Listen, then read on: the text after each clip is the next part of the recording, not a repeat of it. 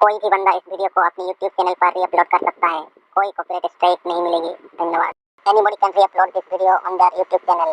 There will be no copyright strike. Thank you.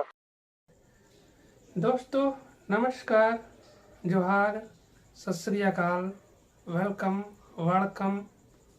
दोस्तों आज हम लोग पढ़ेंगे, समझेंगे और देखेंगे। आपने दुनिया की प्राचीनतम लिपि के बारे में पढ़ी है, जिसमें अनेक भाषाओं का उद्भव हुआ है। आज हम लोग पढ़ेंगे दुनिया की और भारत की सबसे आधुनिकतम लिपि के बारे में। वो कौन सी लिपि है उसके बारे में हम आपको बताने जा रहे हैं। उस लिपि का नाम है भारत लिपि, या आप उसे यू लिपि या यूनिवर्सल लिपि कह सकते हैं। इस लिपि का इजाद किसने किया, इसको किसने बनाया, इन सभी चीज़ों के बारे में हम आपको बताएंगे। तो आपको देर न करते हुए मैं आपको बता देता हूँ कि इस लिपि को हमारे गुरु जी, जिन्हें आप हमारे बैकग्राउंड में कैलेंडर उस फोटो में देख सकते हैं, आदिवासी गुरु जी ने बनाया है। और गुरु जी का नाम जो है स्वर्गीय श्री करण हंसदा है। और गुरु जी ने अपने मेहनत और लगन के साथ इस लिपि को इजाद किया है, बनाया है, जिसे विश्व पटल पर लाने के लिए हम लोगों का प्रयास है। और इसमें आप सभी का योगदान की आवश्यकता है। तो चलिए शुरू करते हैं उस लिपि को पढ़ने, देखने और समझने का। दोस्तों अभी थोड़ी देर पहले मेरे दोस्त ने जिस यू लिपि के बारे में जिक्र किया था, उसका डिटेल्स जानने से पहले मैं श्री गुरु जी का श्री चरणों में अपना कोटि कोटि नमन करता हूँ। दोस्तों इसके बारे में, ये है यू लिपि, इसके बारे में हम जानने से पहले मैं कुछ थोड़ा सा हमारा मानव इतिहास के बारे में थोड़ा सा 2 लाइन बोलना चाहता हूँ। जब हजारों लाखों साल पहले जब इंसान सभ्यता शुरू हुई थी, तब इंसानों को भाषा का ज्ञान नहीं था। उसी टाइम वो अपना इशारे से अपना मन की बात को दर्शाते थे। तो धीरे धीरे इंसान जब भाषा का इजाद किया है, फिर उस भाषा को कैसे लिपिबद्ध किया जाएगा, फिर उसने धीरे धीरे वो छवि लिपि का पहले इजाद किया। वो किसी जानवरों का छवि बना के, इसी तरह अलग अलग छवि बना के अपना मन की भावनाओं को, दिल की बात को दूसरे व्यक्ति के समझाने के लिए वो इस्तेमाल करता था। इसी क्रम में जब इंसान ने जो लिपि का आविष्कार किया, तो उनमें से बहुत सारा लिपि जो अभी हम पढ़ रहे हैं, हिंदी, इंग्लिश, कोई भी अभी जो जैसा है वो पहले ऐसे नहीं था। वो जो उसका हम अगर गूगल में भी सर्च करेंगे तो उसका ओरिजिनल लिपि अलग ही है, ठीक है। और उसको अभी मॉडिफाई करके अभी का फ़िलहाल का जो हिंदी इंग्लिश है वो अभी बना है, ठीक है।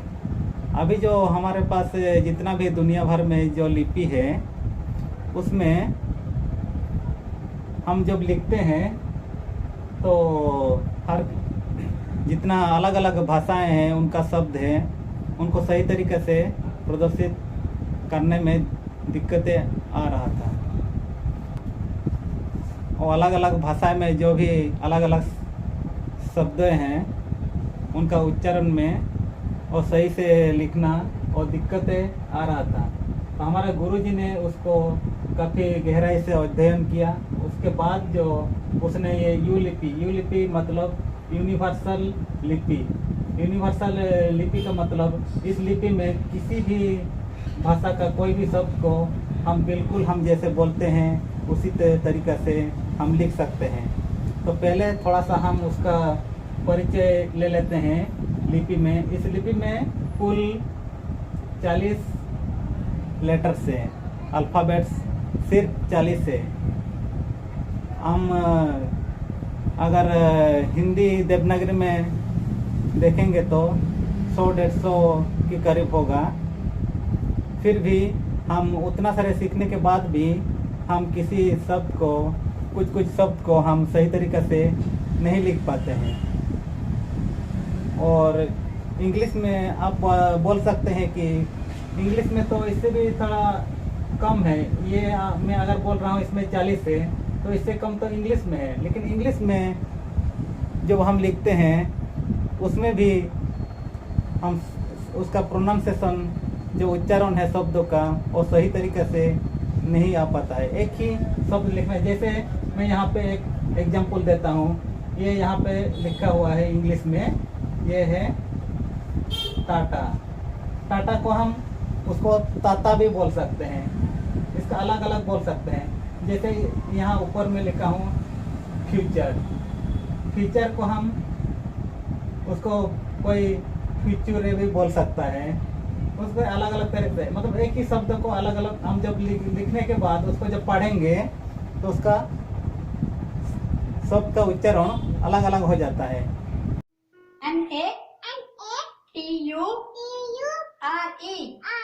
NATURE नटूरे FUTURE फुटूरे।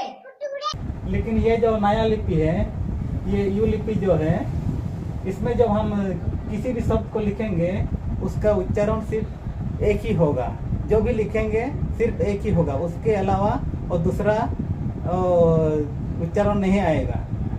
हम जो लिखेंगे दूसरा आदमी जब पढ़ेगा बिल्कुल वैसा ही हम हमारा मन में जो शब्द का जो मीनिंग रहता है, जो उच्चारण रहता है, दूसरा जब पढ़ेगा उसी टाइम में वो बिल्कुल वही चीज़ पढ़ेगा। जैसे हमारा यहाँ पे अलग अलग उच्चारण आता है। ये फ्यूचर को फ्यूचर ऐसे प्रोनाउंसिएशन आ रहा है, इसी तरीके का उसमें गलतियाँ नहीं होगी। तो हम थोड़ा सा जान लेते हैं ये यू लिपि में कौन कौन सा लेटर्स है, उनका नाम क्या क्या है, ठीक है। और सबसे बड़ी बात है, ये जो यू लिपि जो है ना, प्रभु राम और सीता जी का कृपा भी है। मैं इसको थोड़ा और वीडियो प्ले करके आपको दिखा रहा हूँ। ये 40 टन वजन की 2 विशाल शालिग्राम शिलाएं हैं। इनमें एक का वजन 26 टन और दूसरे का 14 टन है। ये 40 टन वजन की 2 विशाल शालिग्राम शिलाएं हैं। इनमें एक का वजन 26 टन और दूसरे का 14 टन है। श्री राम सीता और इस लिपि के साथ क्या संयोग है, जो महान संयोग है, उसके बारे में थोड़ा मैं आपको बताना चाहता हूँ। देखिए इसमें काउंट करके दिखाता हूँ आपको कितना लेटर्स है। 1 2 3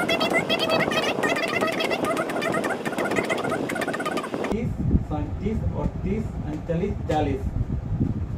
इसमें कुल 40 लेटर्स है, ठीक है। और मैं जो बोल रहा हूँ इसका संबंध श्री राम और सीता जी से है। अभी फिलहाल कुछ दिन पहले नेपाल से जो प्रभु श्री राम और सीता मैया की मूर्ति बनाने के लिए पत्थर लाया गया है, उन दोनों का वजन मिला के भी इतना ही है, सिर्फ 40 40।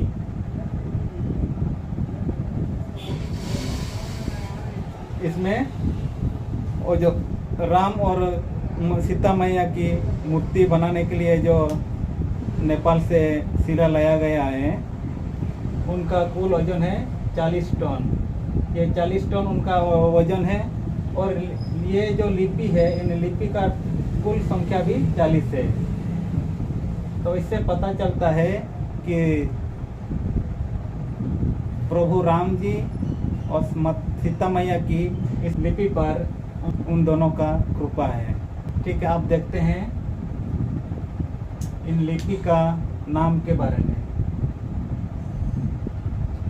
ये है ओ, ओत, ओक, ओम, ओल, ओय, आ, आक, आट, आम, आप, औ, ई, इस, इन, इट, इज, उ, उच, उत, उप, उज, उड़, ए, एट, एस, एर, एज, ओ, ओस, ओण, ओप, ओक।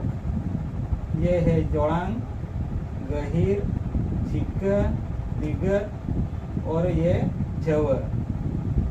ठीक है, इनमें जो स्टार मार्क है ये थोड़ा प्रोनाउंसिएशन जो संताली नहीं जानते हैं उनको थोड़ा दिक्कत होगा। ठीक है, लेकिन एक दो बार थोड़ा प्रैक्टिस करने से इसका प्रोनाउंसिएशन आ जाएगा। ठीक है,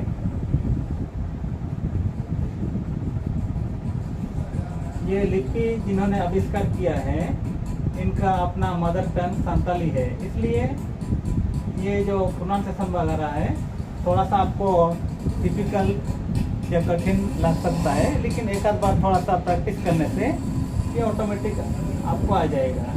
ये है आज।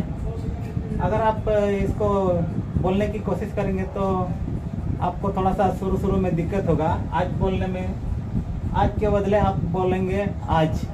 ये आज नहीं है, ये आज। ठीक है, और आप एक बार ट्राई करके देखिए आज। ठीक है, वो थोड़ा आपका साउंड जो है ना थोड़ा सा लो होना चाहिए। आज आज थोड़ा सा साउंड ज़्यादा हो रहा है, उसका हाई जा रहा है। ठीक है, आप बोलेंगे आज, आज नहीं, आज थोड़ा जोर से आ रहा है, उसका थोड़ा हल्का कीजिए, हल्का कोशिश करिए आज। ठीक है, आज। और ये है आप। अगर आप पहली बार बोलेंगे तो आप अब ऐसा बोलेंगे, लेकिन थोड़ा कोशिश करेंगे आपको थोड़ा हल्का कीजिए आप। ठीक है, क्या बोलेंगे आप, अब नहीं आप। ठीक है, और ये है ओ, ओ। ठीक है, वैसे ये है ई, ई। ये जो यहाँ पे स्टार मार्क दिया हुआ है ये है इंच। आपको शुरू में थोड़ा दिक्कत होगा बोलने में, आप इसको बोलेंगे इंच, ये इंच नहीं है, इंच। ठीक है, ये जो 1 2 3 4 5, सिर्फ ये तो 5 में थोड़ा सा आपको बोलने में दिक्कत होगा और बाकी सब आसान है। ये इंच है, ये उठ, उठ। आप अगर बोलेंगे तो आप थोड़ा शुरू में आपको दिक्कत आएगा, आप बोलेंगे उठ, ये उठ नहीं है, उठ। ठीक है, कोशिश कीजिए एक बार, उठ। ठीक है, ऐसे ये है उठ, उठ। अब जो मेन चीज है ये 5 गोलो आड़ंग, सप्लीमेंट लेटर व सपोर्टिंग लेटर्स। ठीक है, ये जो 5 है यहाँ पे, ये जो 5 है 1 2 3 4 5, ये 5 है गोलो आड़ंग, जिसको हम बोलते हैं सप्लीमेंट। ठीक है, इनके बिना ये सब अधूरा है। ठीक है, तो सबसे ज़्यादा इम्पोर्टेंट चीज़ है इनको जानना, ये यूज कैसे होगा, इनका इस्तेमाल कैसे होगा। ठीक है, तो यहाँ पर देखिए ये है जोड़ांग। जोड़ांग का मतलब जोड़, जोड़ मतलब ये यहाँ पे इंग्लिश में लिखा है, जोड़ांग को हम डुएट बोल सकते हैं। ठीक है, ये डुएट, डुएट कहाँ पर लगेगा, डुएट मतलब दो। ठीक है, डुएल। ठीक है, डुएट मतलब दो। तो हमारे जो हम जो बोलते हैं माँ, माँ जो बोलते हैं तो हमारा बोलने के वक्त हमारा जो आवाज़ है ना वो दो भागों में बांट जाता है। एक हमारा मुंह के रास्ते और दूसरा नाक के रास्ते। तो दोनों मिलाकर ये माँ का शब्द आता है, इसलिए इसका नाम है जोड़ांग। जोड़ांग मतलब डुएट, ठीक है। इसका पोजीशन है, लिखने का पोजीशन यहाँ ऊपर में, ये आम है, आम और आ, ये यहाँ पर 1 2 3 4 5 6, ये 6 है भावेल्स। ये ओ है, यहाँ पे ओ का प्रयोग कैसे होगा, ये ओ ओत, ठीक है। ओत और ओ, ये देखिए यहाँ ओत, ये ओत और ये ओ, ओत और ओ मिलने से तो हो जाता है। ठीक इसी तरह अगर यहाँ पर हम आ लिखेंगे, आ तो हो जाएगा ता। ठीक इसी तरह अगर यहाँ पे ई लिखेंगे, ये वाला ई, ती हो जाएगा। अगर इसमें ऊ लिखेंगे तो ये तू हो जाएगा, ठीक है। ये है ऊ अगर लिखेंगे तो हो जाएगा तू। ठीक इसी तरह ये ए अगर लिखेंगे तो ते हो जाएगा। और ये ओ, ये थोड़ा बड़ा हुआ है, ये छोटा ओ और ये इधर बड़ा ओ है, ठीक है। बाद आते हैं, ये रहा गहीर और डिपर। जो हमारा बोलने का समय में जो शब्द थोड़ा सा अंदर से आता है, ठीक है। जैसे कि यहाँ पर हक्कू, ये संताली में हक्कू का मतलब मछली। अगर इसको हम जब हिंदी में लिखते हैं तो क्या होता है, हक्कू। हिंदी में इसका सही प्रोनाउंसिएशन नहीं लिख पाएंगे, ठीक है। हिंदी में अगर लिखने की कोशिश करेंगे तो वो होगा हक्कू।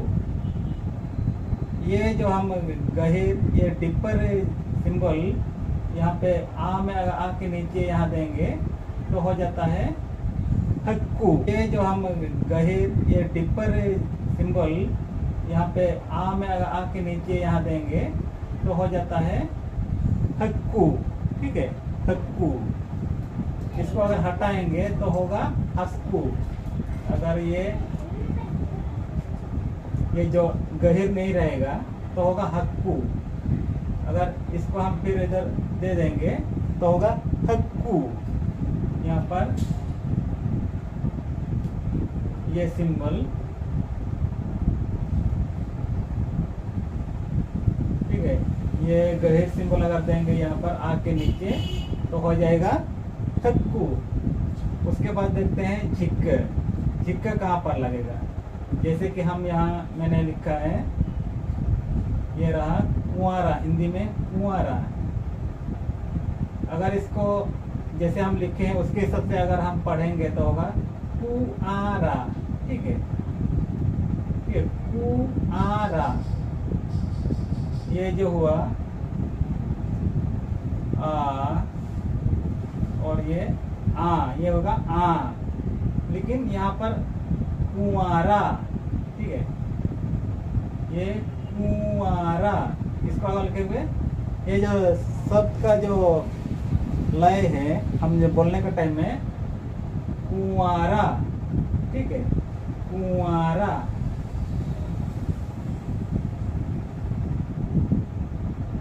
फिर इसी तरह यह है गहीर, इसको हम बोलेंगे इसको जार्क। जार्क, जार्क मतलब ये इंग्लिश में जो जार्क का झटका जो लगता है ना, जार्क, ठीक है। इस तरह किसी शब्द में जैसे कि आ, ये दिग, ये दिग अगर हम यहाँ पर लगाएंगे तो होगा आ का मतलब धनुष, ठीक है। संताली में आ का मतलब, आ शब्द का मतलब है धनुष, ठीक है। ठीक इसी तरह और एक ये रहा झेव, इंग्लिश में इसको हम बोल सकते हैं फाइन सिंबल। ठीक है, फाइन सिंबल कहाँ लगेगा? देखिए यहाँ पर ये सब जो है ना, ये जितना भी गोलो अड़ांग व सप्लीमेंट है ये सिर्फ वावेल के साथ ही लगेगा। ठीक है, और ये जो गहिर है, गहिर सिंबल सिर्फ आ के साथ ही लगेगा, बाकी जो जितना वावेल से उनके साथ नहीं आएगा, ये सिर्फ आ के साथ ही लिखा जाएगा। ठीक है, और बाकी जो है ना 4 ठो और सभी वावेल्स के साथ हम लिख सकते हैं। ठीक है, ये जो लास्ट में झेवा है, झेवा का काम है किसी भी वावेल्स को उसका साउंड को थोड़ा सा स्लो कर देने का, उसका साउंड थोड़ा हल्का करने के लिए ये झेवा का इस्तेमाल है। जैसे कि यहाँ पे हम हिंदी में लिखते हैं लाओ। ठीक है, एक्चुअली में इसको अगर लेटर टू लेटर हम बोलने की कोशिश करेंगे तो होगा लाओ। ये तो ओ है, अगर उसे जैसे हम लिखा है, हमने जैसे इसको लिखा है, अगर उसी के हिसाब से हम इसको बोलेंगे तो ये क्या होगा? लाओ। ठीक है, अब देखिए कितना इसमें क्लैरिटी आ रहा है। अगर इसको हम यू लिपि में लिखेंगे तो क्या होगा? लाओ। ये जो ओ है, ये ओ है, इसका साउंड थोड़ा सा हल्का हो रहा है। ठीक है, यू लिपि में हम इसको जब लिखते हैं तो होता है लाओ। अगर ये इसको हटा देंगे, इसको हटाएंगे, ठीक है, ये झवा को हटाएंगे तो क्या होगा? लाओ। ठीक है, इसको हम हटाएंगे, फिर लिखेंगे, ये झवा यहाँ पर सिंबल देंगे, ये जो झवा का सिंबल है मैंने यहाँ पर, और झवा का सिंबल दिया तो अभी क्या हुआ? लाओ। ठीक है, ये ऐसे एस की तरह आएगा।